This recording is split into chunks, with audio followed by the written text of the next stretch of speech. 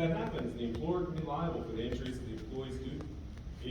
For the injuries caused if the employee's duty include physical contact with the customers, even if that contact is prohibited. I've got a few examples before I talk about some use of force tips here. The first example I've got, this is a lawsuit out of El Paso. An off-duty police officer and his fiance went to a club for a combined bachelor and bachelorette party. While he was there, he spotted an employee that he thought had an outstanding warrant. Now, one thing I didn't put in here is that the off-duty officer had had quite a bit to drink at that point. The officer confronted the employee that he was and told him he was a police officer and the employee needed to turn himself in. Well, obviously that employee panicked and tried to get away from the situation, and the officer continued to harass him.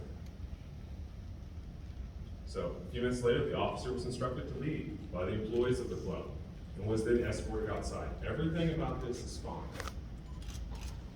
Once outside, the physical officer was physically assaulted. One of the tips I'm going to talk about here in a minute is that keeping emotions in check. That, I know it's very difficult in these types of environments and for these types of situations, but emotions what causes a lot of these claims. So you're going to see here in just a second, you're going to see him get escorted outside the club. Once the officer escorted out, fine, perfectly okay. Case over, right there. He kicks the door twice. Charge out, and they attack. The case was over at that point, and then emotion took over, and that's an issue. So, at that point, I mean, we had a lot of good defenses in this case. The officer should have done what he did. The officer was intoxicated, and the officer really had minor injuries. So it resulted in a settlement being paid. Next one, another example. Patron was at a club, this was back in 2015. Patron was at his club when he was assaulted by one of the club's employees. The reason for the assault? The patron was in the VIP section and refused to leave. That's it. These are a little bit harder to see, but I think you'll be able to tell what's happening. Patron's right here. Club employees right here. Conversation. They go to the VIP section. Patron nods back. Let's walk line. Chokehold. That's not the end of it though. Dragged out of the club. At this point, the patron's unconscious. Oh my God. Hands down. Still not over. Patron thrown out. Unconscious, pants around his ankles. Here's the result of the incident.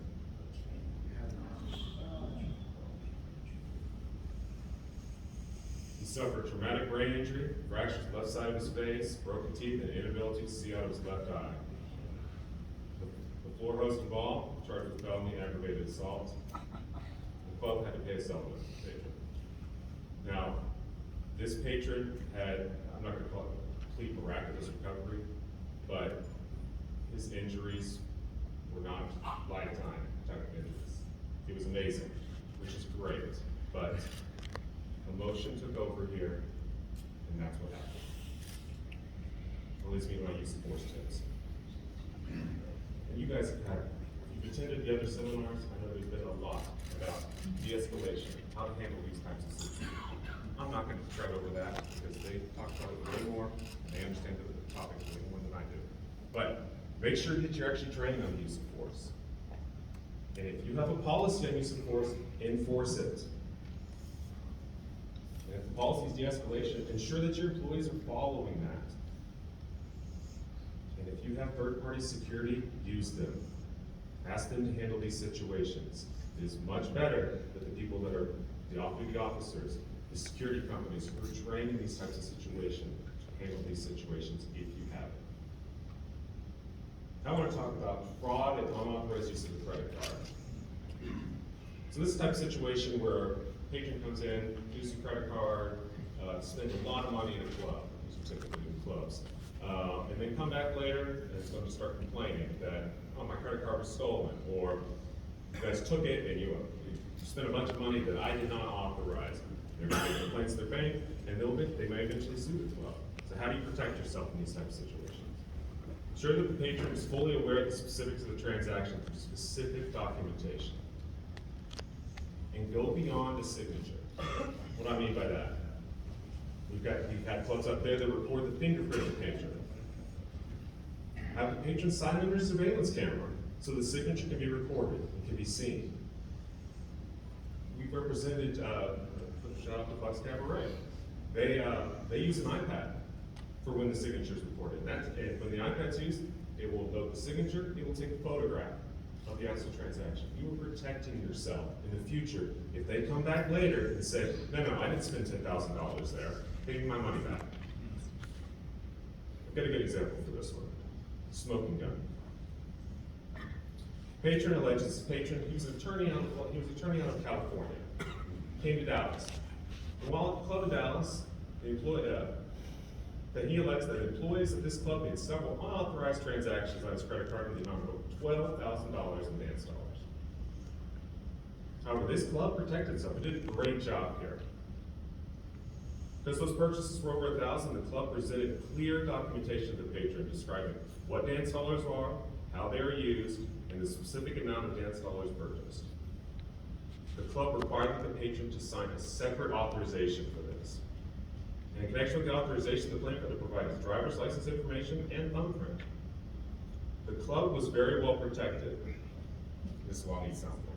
The club was really well protected, but that doesn't, you can't stop a lawsuit, and I'm sure you've seen it numerous times. You can't control whether or not the plaintiff's going to sue. But as part of this lawsuit, we subpoenaed the patron's bank records. And as part of those bank records that we received an audio recording. Take a listen. So we got concerned about those multiple transactions being attempted on their credit card with a large amount, and that was made in Texas, and we just wanted to make sure that they were all coming from you and nothing is fraudulent going on. Yes, right? I am in Dallas, Texas. My normal place is in Los Angeles, California, and so, yes, all the charges are authorized. Okay, sure. Thank you. Calls made from the club. Well, we got this audio recording and we sent it over to plaintiff's counsel, and shortly after we received this. Counsel, I was able to discuss with my client and will file a dismissal promptly. Case over. Brief topic I want to talk about, police investigations. This is going to happen at these types of environments. In dealing with law enforcement. Just some simple tips here. Law enforcement shows up at a club or shows up there to investigate an incident, immediately contact your legal department to assist with this contact. Don't think you can handle it yourself. Get the people involved that are familiar with this. When in doubt, direct the law enforcement to upper management of your company's legal department if you have that. Assume you are being recorded when you are speaking to the officers. Be careful what you say. Don't volunteer information or evidence. Don't be helpful. Just get in contact with the legal department. And do not agree to interviews without legal counsel present. Please don't do that. We've had multiple incidents at clubs where the district attorney is asked to speak to club employees. And as you know, we represent RCI in a lot of cases around Texas. And I'm gonna give a little shout out to Scott Sherman and the legal department there. They are very, very good about coordinating, about telling their employees, hey, speak to counsel. Get involved, get us involved so we can handle this, so we can protect both the club and you. So in these situations, prior to speaking to the DA, we met with those employees and helped them anticipate what questions were going to be asked. And we can attend these meetings with law enforcement and help prevent potential legal issues. The employees, I've been involved in a couple of these meetings, and the employees that I went with, it's intense, but we helped them through it. And afterwards, both employees were like, thank you for coming along, made it a little bit easier. It's nerve-wracking to be in there without someone who's familiar with the process. My last topic is depositions. How many people in here have been deposed? Wow. Right, you right there. Good experience? Bad experience? Yeah, you've been deposed? I think you're good. 15 times? What do you think of the process? 8. That seems to be the standard answer that we get from most people. There are the people out there like, I can't wait to get deposed, but those are few and far between. Most of them do not enjoy the process. So for the people who don't know, what is deposition? Deposition is a process by which an attorney takes a sworn, out-of-court oral testimony of a witness. The testimony is recorded by a court reporter who's typing down everything that's going on here, and the testimony is often videotaped. You'll probably have a cameraman in there. The testimony is given under oath, so the person could be subject to the punishment for perjury if false testimony is provided. Basically, what is going to happen is you're going to have a counsel there. If you're the witness being deposed, you're going to have a counsel there who's going to be asking you questions, and you have to answer them. And if you're under oath, so if you lie, there's potential for perjury. So my firm does a lot of preparing these witnesses for deposition. It's a very important part of this process if there's a lawsuit. And Brian pointed out during his speech, during his part of the presentation, talking about how, in that first case, the one about the Ariano case, where the man was put into a taxi cab, how the people there were deposed, but they were prepared. They were prepared for the questioning. And I'll show you a couple clips from those depositions. You can see how well prepared these witnesses were. They knew what the questions were coming. They knew questions were coming, and they knew how to answer them. And while they know what happened that night, they know what the correct answers are, the truth is, but sometimes it's difficult to get those words out. Sometimes it's difficult to answer those types of questions when you have an opposing counsel in front of you trying to twist your words. 10 commandments of deposition. Tell the truth. Easy. Don't lie. Lie if it's problematic for you, the lawsuit, in the future. Do not guess or speculate. You were there to just talk about the facts. You start guessing and speculating, that's never good. Only answer the question that is being asked. You listen to the question, answer that question, stop. That is the key. Stop talking. When you're having conversations with people, you always feel like you want to help. You want to be helpful. You know what the person's trying to ask about, it's just not asking the right question. Here, let me help you. Here, you asked that question, but I think what you're really trying to get me to talk about is this. Let me tell you about this. You were helping the person, and you were providing more questions for him to ask. Don't help him. Just answer the question and sit there. Let there be silence.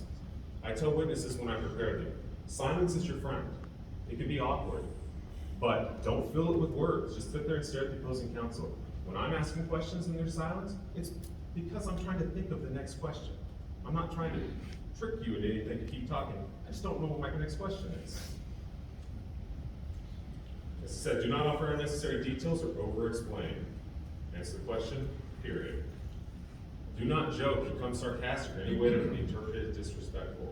Likely you were being video recorded. That will come off court. These depositions will be played, likely for the jury. They will see you up there. And if you're acting sarcastic, or being disrespectful, it's negative. Jurors not gonna like that. Only speak when asked a question. Keep your answers short. If it's a yes or no question, answer yes or no. Don't provide other information. Don't get angry or argumentative. Like, this is gonna be a difficult process. It's a stressful process. It's easy for emotions to get involved. Let the attorney who's defending you get angry and argumentative. That's what they're there for. You are just to sit there, answer the questions, and get out. Listen to the entire question. Make sure you understand the question before you answer.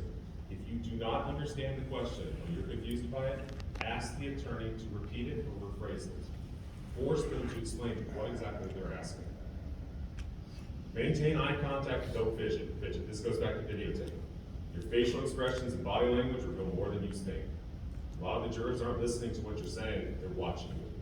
They're watching what you're doing. If you look like you're lying, if you're sitting back or you're not making eye contact, you're looking down, they're gonna take some interpretation from that. One other thing I want to add on here that's we've been talking about, if you're going to be deposed, meet with the attorney presenting you. Get prepared. These attorneys know what questions are coming, they can help you. I'll give a quick example before I start playing some videos. Recently, I prepared a witness who was in one of these dram shop cases. He was going to be a corporate representative, so he's going to speak for the corporation. And it's a difficult case. There were going to be some problematic questions that I ran through with the witness. Now, I had an associate, one of my associates, scour Texas for cases that this opposing counsel, who is a good opposing counsel, she's very difficult. She asks difficult questions. I said, go out there, find the deposition that she's done. Go out there, and he ran through it. It was in Houston. He went through a ton of lawsuits until he found one. He found a motion that had been filed where she attached a full deposition transcript of a corporate representative. We went through that deposition transcript, pulled out some questions, and we prepared the witness on the questions. Know what happened during this deposition? She's working off the same hour. She's asking those questions. The witness afterwards, it's like I've already done this when we went through prep. Go to the prep, it makes it easier. Let me ask you, what kind of mistakes did this witness make? Say first. I don't have to listen to anything you have to say.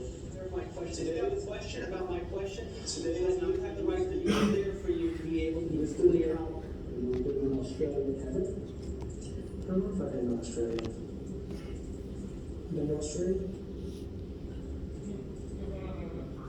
Are you aware that Scooter Braun knows that your body was attacked with tigers? What objection? It's a form of what kind of question? That doesn't make sense. It doesn't make sense. That's a weird question. It doesn't make sense. Just have some foundation. I didn't hear your response. Again, sir, I didn't finish. Oh, I'm sorry. Really? Isn't it true that you know that your security guards will punch, grab, and push taps if they need to? You can't. Would you please look at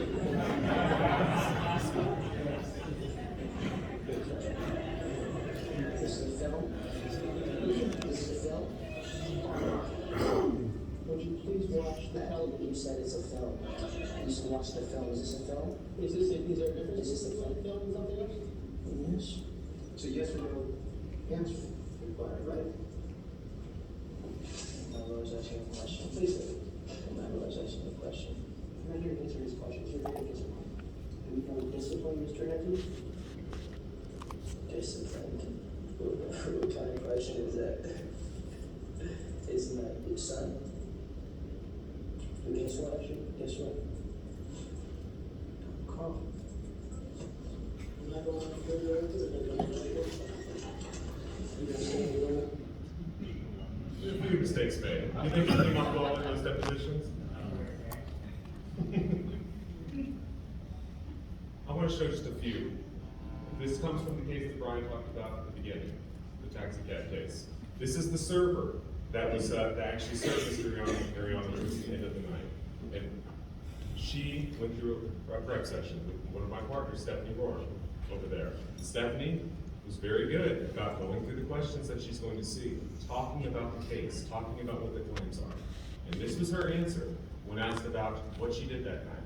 I don't know how long he was there, but he was at the table. I served him. When I served him, he did not look intoxicated, or I would not have served him. And then I believe he paid out, and he was no longer served. And then once I saw him start acting aggressive, I went and told the manager immediately. So between once he was acting aggressive, he had no longer been served. Clear testimony explains exactly what happened that night. If I was asking the questions, I don't know what I would do with that. This was the other server from that night that was prepared by Stephanie again for these types of questions. And a little bit quieter than the last one, but she still understood what questions were coming, and she knew how she needed to respond.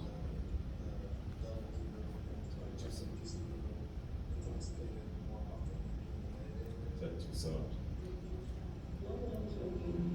I made sure that everybody's serving right and you're not over serving. And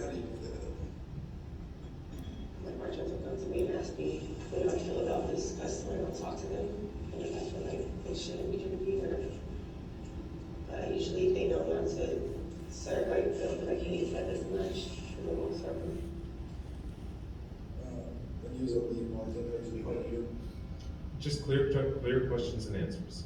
Very clear. Because she's hard to hear, I'm gonna skip this next one. I wish I had a video for this one, I don't, but the testimony is still pretty good, that I would like to just read it. First off, this was a club manager which opposed a case about an assault, a claimed assault between the club employees and this plaintiff. The supposing counsel taking this club manager, who did an amazing job. Some simple just questions here. Do the managers and floor hosts use any force to escort the aggressors out of the building? On a case-by-case basis, if they feel that they're endangering other people, other patrons or staff members, they address it accordingly. Great answer. Thoughtful. So what would be a situation that would make them feel like they're in danger? This attorney objected, because that's a really poor question. Depending on the situation, it would depend if they're in danger at the moment. These are great answers. He's listening to the questions, he's responding. He remembers the prep of what this plaintiff's attorney is trying to get out of him. He's explaining what the policies are. The deposition took a little bit of a turn at this point. And I don't understand why this plaintiff's counsel was focused on this, but he was focused on the bathroom and what was happening in the bathroom. This assault didn't happen in the bathroom. He just had some surveillance video. And then, is there a particular reason for two men to go to the restroom together? Is that a question? Which is a fine response. Yes, sir. To use the bathroom. I really, really wish I had video of this. I can tell you. It goes further. You would agree with me, multiple men going inside the restroom looks suspicious, correct? No, sir. Would you agree with me that multiple men going inside the same restroom is often used to use drugs? No, sir, I do not agree with you. Very clear question, very clear answers, and as I recall, he did have a ridiculous look on his face when he was trying to answer these questions. Like, why are you asking me these questions? Well, do you think they're in there playing swords? Actual question, written down by the court reporter. I don't think, nothing like that, so no. Do you think they're in there having sex? No, sir, I do not. He did a great job with ridiculous questions. I have a few more videos that'll be it, because I know I'm running a little bit long. I have to give a little bit of context to this. This is an individual that sued a club in Fort Worth for an employee assault. What happened basically is that this patron was inside. He felt like some money was taken from him. He disputed a charge. He tries to leave, the bartender comes behind him and tries to catch him, and this is where there's a difference in fact, where he hurt the bartender, and you'll hear what he did in just a second. He doesn't think it's that big a deal. And then he left, and he got all the way out, and he drove away. He came back, because there was still a dispute. He got out of the car, there was a manager there, who knew generally what had happened. So he approached this patron who came back. The patron took a few steps towards him aggressively, the manager took him down. The patron sued for that assault. The video I'm about to show, the question here was about just doing some simple background questions. And the point of this is basically, this man didn't go through prep. This man does not understand what his claim is and how he can hurt what his claim is. And he also didn't understand, answer the question that's asked. He decided to just keep talking. We're talking about, he went to Panama before. Why did you go to Panama? Here's what he said. Go to Panama. It's scary when you want to fly in the country to a foreign country by yourself, a guy that's never really even left Texas. I mean, I don't really like going too far from the mother. I don't know, especially considering all of these things down here. I cannot even stand coming to the city of Warren for work. Just the whole thing. I mean, it's just, especially, don't go to strip clubs, don't go to the bars. There's just too much violence that seems prevalent in society these days. So I just like it to stay out there in West Texas, close to my mother, and do some good hard, solid work. Does violence follows you where you go? Exactly. No,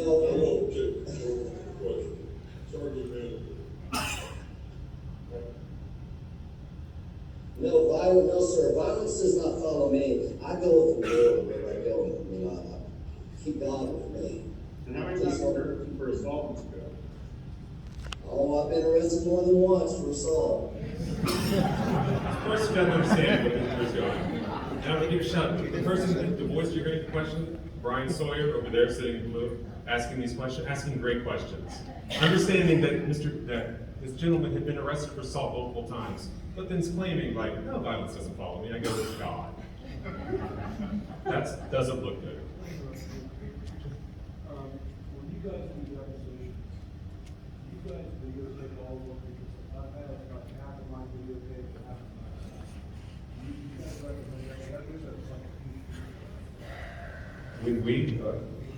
We represent the clubs, we represent the employees. When the employees are requested to be deposed, it's the person that's requesting whether or not they're gonna videotape it. We don't want, I mean, we wouldn't videotape our employees. Like, if I'm deposing, I want it on video. Like, that is where, you don't get stuff like this without video.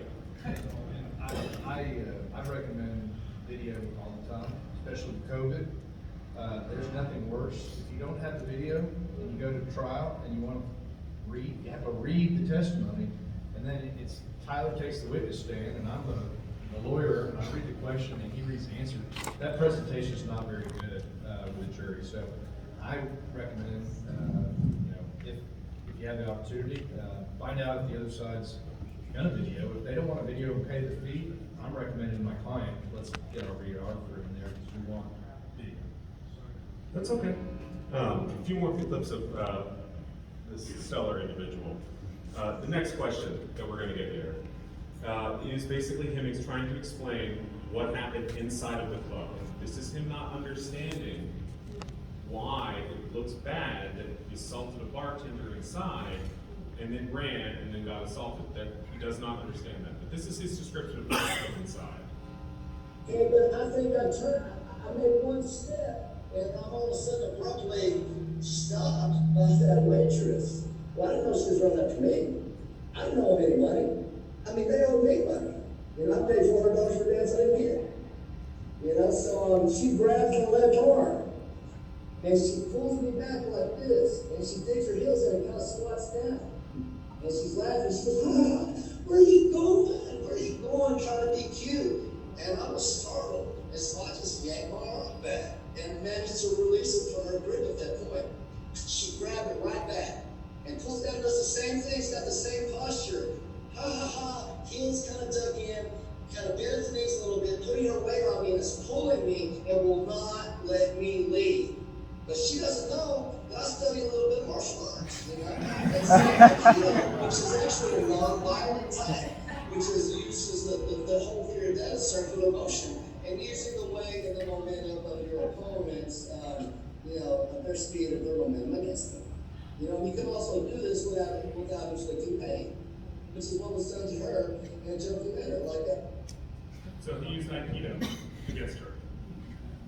My follow-up question is, where did you learn Aikido?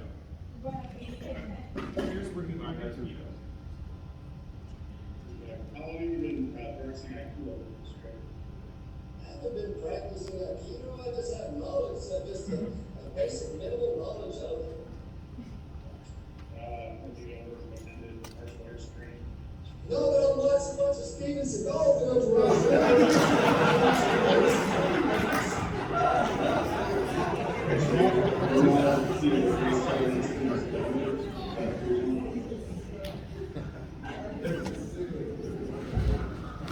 So, that wasn't great for him. That case ended in summary judgment for the club. We always end these presentations with Eric Lang. Eric is a fantastic opponent. In fact, I see him in the room. Eric, how many times have you been deposed now? I'm unsure. He's unsure. He's so well practiced. I've been 10 times. When they get in front of me, say, maybe about 100. Probably at least 100 times.